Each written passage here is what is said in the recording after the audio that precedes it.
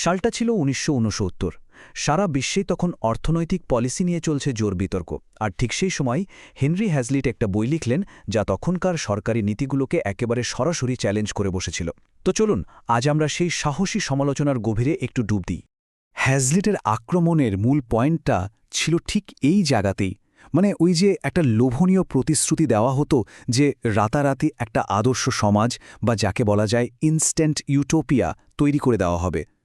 তিনি প্রশ্ন তুলেছিলেন, আচ্ছা, এই যে স্বপ্নটা দেখানো হচ্ছে এটা কি আদৌ কোনো সমাধান, নাকি এটাই আসলে সব সমস্যার গোড়া? কিন্তু এই যে একটা আদর্শ রাষ্ট্র গড়ার চেষ্টা, এর শেষটা কি হয়েছিল? হ্যাজলিটের বিশ্লেষণ যখন আমরা দেখব, তখন এক ভয়াবহ সত্য সামনে আসে। চলুন সেটাই দেখি। হ্যাজলিটের মতে এই সব প্রতিশ্রুতির ফল হয়েছিল মারাত্মক। সরকারি খরচ আর করের বোঝা তো আকাশ ছুঁয়ে ফেলল। অর্থনীতি ডুবে গেল দীর্ঘস্থায়ী ঘাটতি আর মুদ্রাস্ফীতির মধ্যে। আর ফল, সাধারণ মানুষের কেনার ক্ষমতা দিন দিন কমতে থাকল, আর অন্যদিকে সরকারের ক্ষমতা বাড়তেই থাকল। হ্যাজলিট বলতেন এগুলো কোনো বিচ্ছিন্ন ঘটনা না, বরং ওই ইউটোপিয়ার স্বপ্নেরই সরাসরি ফল। কিন্তু প্রশ্নটা হলো, সরকার কেন এমন একটা পথে হাঁটল? আসলে এর পেছনে ছিল একটা খুব শক্তিশালী অর্থনৈতিক থিওরি, যেটা গ্রেট ডিপ্রেশনের সময় বিপুল জনপ্রিয়তা পেয়েছিল। চলুন সেই কেইনসিয়ান ধারণার মূল আইডিয়াটা কি ছিল সেটা একটু জেনে নেওয়া যাক। আইডিয়াটা কিন্তু খুব সহজ ছিল। মহামন্দার সময় বলা হলো আসল সমস্যাটা হলো পারচেজিং পাওয়ারের অভাব, মানে সহজ কথায় মানুষের হাতে খরচ করার মতো যথেষ্ট টাকা নেই। তো সমাধান কি? সমাধান হিসেবে বলা হলো সরকারকে নিজের খরচ বাড়িয়ে অর্থনীতিতে টাকা ঢালতে হবে, তাহলেই নাকি সবকিছু আবার সচল হয়ে যাবে। আর ঠিক এখানেই হ্যাজলিট একটা একেবারে মৌলিক প্রশ্ন তুলেছিলেন। আচ্ছা, সরকার যে এই বাড়তি খরচটা করবে, সেই টাকাটা আসবে কোত্থেকে? সরকার কিভাবে এমন টাকা তৈরি করবে যা আগে অর্থনীতিতে ছিলই না? হ্যাজলিট দেখালেন, দেখুন, জনগণের উপর ট্যাক্স বাড়িয়ে বা তাদের জমানো টাকা থেকে ধার করে তো আসলে নতুন কোনো পারচেজিং পাওয়ার তৈরি হয় না। ওটা তো শুধু টাকা এহাত থেকে ওহাতে যাওয়া। আসল কৌশলটা হলো বাজেট ঘাটতি তৈরি করা, আর সেই ঘাটতি মেটানোর জন্য ব্যাংকিং সিস্টেমের কাছে সরকারি বন্ড বিক্রি করা।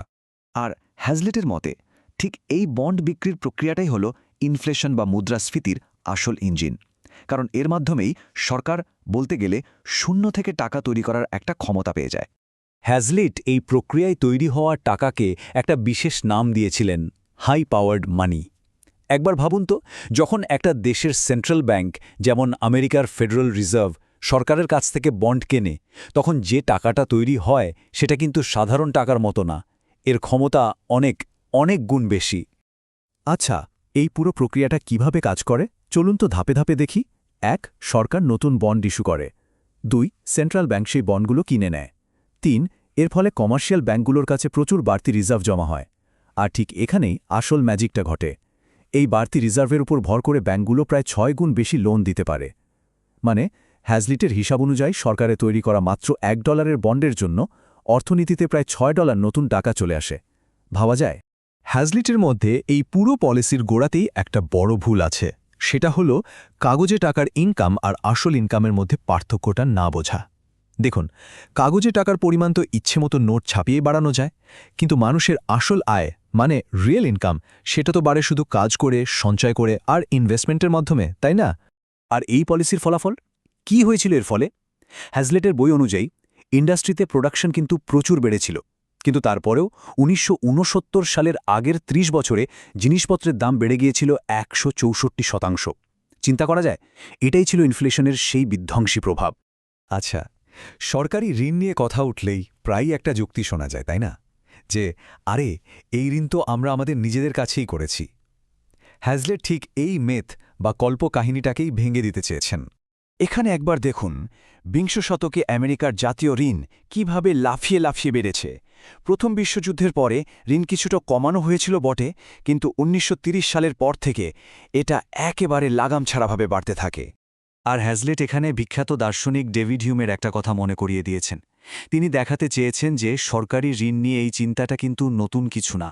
প্রায় ২৫০ বছর আগেও এই বিপদটা নিয়ে সতর্ক করা হয়েছিল। এখন এই ডেটাটা একবার দেখুন, বেশ অবাক করার মতো, তাই না? ১৯৪৫ সালের তুলনায় ১৯৬৯ সালে দেশের মোট জাতীয় উৎপাদন বা জিএনপি হিসাবে ঋণের বোঝাটা ১২৩% থেকে কমে মাত্র ৩৯% নেমে এসেছে। তাহলে কি ধরে নেব যে চিন্তার কোনো কারণই ছিল না? হ্যাজলিটের উত্তর ছিল একটাই, একদম না। তিনি যুক্তি দিলেন, এই যে সংখ্যাটা কম দেখাচ্ছে, এটা আসলে একটা মরীচিকা, একটা ইলিউশন। ঋণের বোঝা কমার কারণ এটা নয় যে দেশের আর্থিক অবস্থা ভালো হয়েছে। আসল কারণ হল ইনফ্লেশনের মাধ্যমে টাকার ভ্যালুটাই কমিয়ে দেওয়া হয়েছে। সরাসরি বলতে গেলে হ্যাজলেটের ভাষায় সরকার যখন ইনফ্লেশনের মাধ্যমে ঋণের বোঝা কমায় তখন তারা আসলে তাদের ঋণদাতাদের সাথে একরকম প্রতারণা করে। কারণ যে টাকা দিয়ে ঋণ শোধ করা হচ্ছে তার কেনার ক্ষমতা তো অনেক কমে গেছে। মানে যারা সরকারকে ধার দিয়েছিল তারা তাদের বিনিয়োগের আসল মূল্যটা আর ফেরত পায় না। তো এই পুরো বিশ্লেষণের শেষে এসে একটা কথা বলতেই হয়, হ্যাজলিটের বইটাকে শুধু একটা পুরনো সমালোচনা হিসেবে দেখলে কিন্তু চলবে না। এটা আজকের দিনের জন্য একটা বড় সতর্কবার্তা। নিজের যুক্তিকে আরও শক্ত করতে হ্যাজলিট কিন্তু খোদ অর্থনীতির জনক অ্যাডাম স্মিথকে কোট করেছেন। অ্যাডাম স্মিথও ইনফ্লেশনের মাধ্যমে ঋণ শোধ করার এই খেলাটাকে এক ধরনের জাদুকরী কৌশল বা সোজা কথায় প্রতারণা বলেই মনে করতেন। আর এখানেই আমরা মুখোমুখি হই হ্যাজলেটের সেই অমোঘ প্রশ্নটার, যে প্রশ্নটা তিনি ৫০ বছরেরও বেশি সময় আগে করেছিলেন, কিন্তু যা আজও সমানভাবে প্রাসঙ্গিক। সরকারগুলো কি আসলেই তাদের ঋণ সততার সাথে শোধ করতে চায়, নাকি ইনফ্লেশনের আড়ালে এই বিশাল বোঝাটা ভবিষ্যৎ প্রজন্মের কাঁধে চাপিয়ে দেওয়াই তাদের কাছে সহজ রাস্তা? এই উত্তরটা হয়তো আমাদের সকলকেই খুঁজতে হবে।